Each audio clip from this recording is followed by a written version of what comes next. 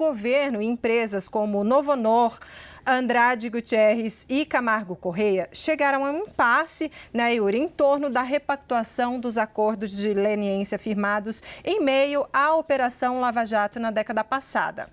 Assunto para o nosso diretor aqui em Brasília, Daniel Rittner. Eu quero saber, Daniel, primeiro, bem-vindo ao novo CNN 360. E eu quero saber se você entrou nesse estúdio com o pé direito. Ai, eu me esqueci disso, Débora.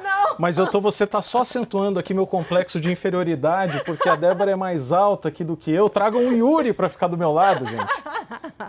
Imagina, Daniel, mas conta pra gente. Eu sei que você tem apuração. Hoje a gente está muito luxuoso, né? A gente tem apuração e apuração do nosso diretor aqui em Brasília, Daniel Rittner. E eu queria saber, esse diálogo, né, essa tentativa de repactuação dos acordos de leniência, meu Deus, mas isso parece uma coisa tão década passada, né? E a gente ainda está discutindo isso? Agora vai? Como é?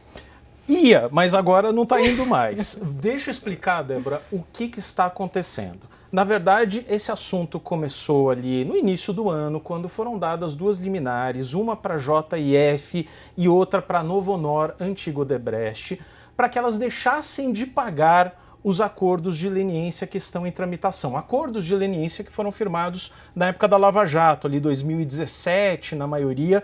E acordo de leniência é basicamente o seguinte: a empresa reconhece uma irregularidade, reconhece que ela desviou, teve um desvio de conduta ali, teve uma conduta ilícita, e em troca ela pode continuar participando de licitações públicas, mas tem que pagar um reparo e uma multa. Bem, a gente preparou aqui, nesse telão, uma arte para mostrar mais ou menos do que estamos falando, porque aí o ministro André Mendonça, também do STF, decidiu dar um prazo em 26 de fevereiro para as empresas chegarem a uma repactuação voluntária junto com a CGU e a AGU, Controladoria Geral da União e Advocacia Geral da União.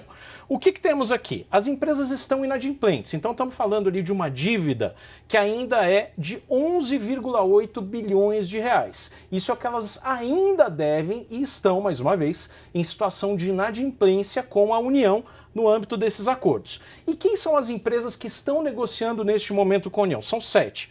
Novonor, antigo Odebrecht, Andrade Gutierrez, Camargo Correia, Meta, ex-OAS, UTC, a Nova, que é ex-Engevix, e a Braskem. Estas são as empresas que estão negociando neste momento. Essas dívidas são vencidas já? Elas já deveriam ter sido pagas ou está no seu curso normal, no prazo normal? Elas deveriam estar sendo pagas em parcelas mensais, bimestrais, trimestrais. Acontece o seguinte: essas empresas alegam que o cenário mudou muito de 2017 para cá.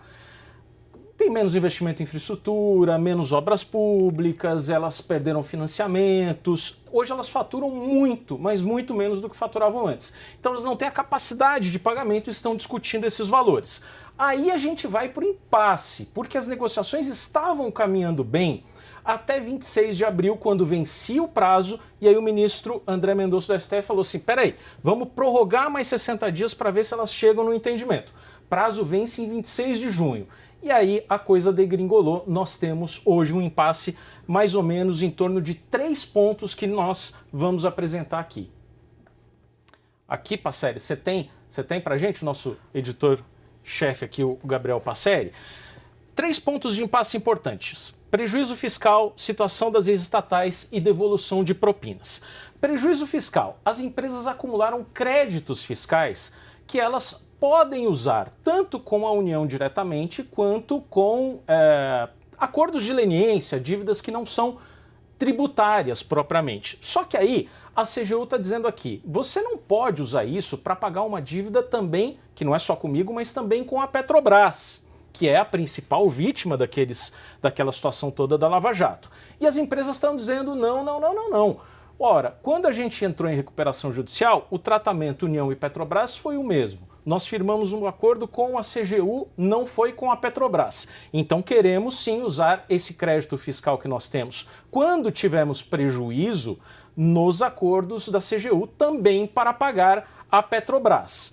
Aí nós temos a situação das ex-estatais, principalmente da Eletrobras. Isso é muito curioso, viu, Débora? Porque a Eletrobras foi privatizada no governo Jair Bolsonaro. Um projeto que começou ali no Michel Temer. E as empreiteiras que estão renegociando estão dizendo o seguinte: já que elas foram privatizadas, já que a Eletrobras foi privatizada, não vale mais, a gente não tem que mais pagar para uma companhia que hoje não é estatal, que é privada. E estamos falando daquelas obras de Belo Monte, por exemplo, de Jirau e Santo Antônio. Já o governo diz, não, peraí, não tem nada demais, ela foi privatizada, mas a sua dívida continua e tem que ser paga. Então tem um novo impasse ali em torno de ex-estatais. Até porque nessa privatização, Dani, havia a expectativa de que elas receberiam esse valor também? Quando elas foram privatizadas, isso constava, né, dos balanços. Agora, o que diz as empreiteiras? O TCU, por exemplo, que costuma auditar as empresas, não está mais auditando as empresas privatizadas, como é o caso da Eletrobras. Tem também gasoduto da Petrobras, que foi privatizado, hoje é privado. Então, o TCU, por exemplo, não audita mais, né? E, finalmente, a gente tem essa questão aqui das propinas. O que aconteceu na Lava Jato? Lembra ali de nomes como Pedro Barusco, Paulo Roberto Costa, ex-funcionários, altos funcionários da Petrobras, que reconheceram que levaram, embolsaram propinas das empreiteiras e fizeram devoluções. Eles devolveram, somando todos, até 500 milhões de reais. E as empresas estão dizendo, peraí, eles devolveram o dinheiro. Muito bem, quem pegou esse dinheiro de volta? A Petrobras, em última instância. Não faz sentido agora, pelos mesmos crimes, eu desembolsar mais 500 milhões de reais e pagar a Petrobras de novo, porque o crime é o mesmo. A Petrobras vai receber 2 vezes? Seria 2 vezes. Agora a CGU e a AGU não querem nem saber dessa história. Por isso que eu digo, aqui essa negociação está muito difícil de prosperar até o dia 26. Yuri, porque são mais 15 dias, né? Vem para cá conosco para essa discussão aqui. São 15 dias, né, para tentar resolver uma série de obstáculos ainda de nós que ainda estão muito complicados, né, Yuri? Parece o pessoal aqui do Congresso Nacional, né, que estica a corda ali, por exemplo, de prazo de MP até o fim e vota.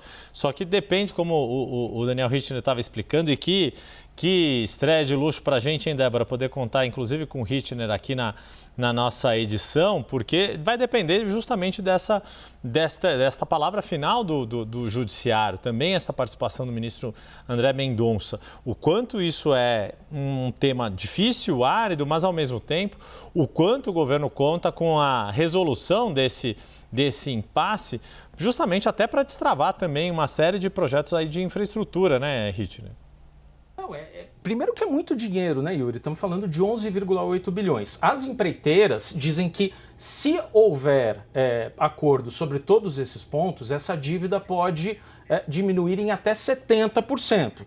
A CGU já assimilou que alguma queda, algum abatimento sim vai haver, mas existe uma resistência de chegar a esse percentual pedido pelas empresas. Fato é o seguinte, não havendo acordo até dia 26, e já adianto, as expectativas dos dois lados hoje são baixíssimas, vai sobrar para o ministro do STF, André Mendonça, que é o relator de uma ação direta que está tramitando lá. Então, é isso que está acontecendo. Se o André Mendonça pegar sem acordo, ele vai ter que processar isso, encaminhar uma sugestão para o plenário do Supremo decidir. É nesse pé que estamos, Yuri e Débora.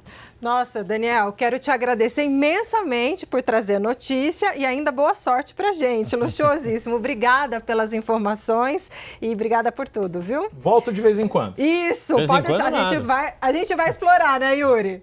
É isso, tem que voltar mais, mais vezes, não é só de vez em quando, não.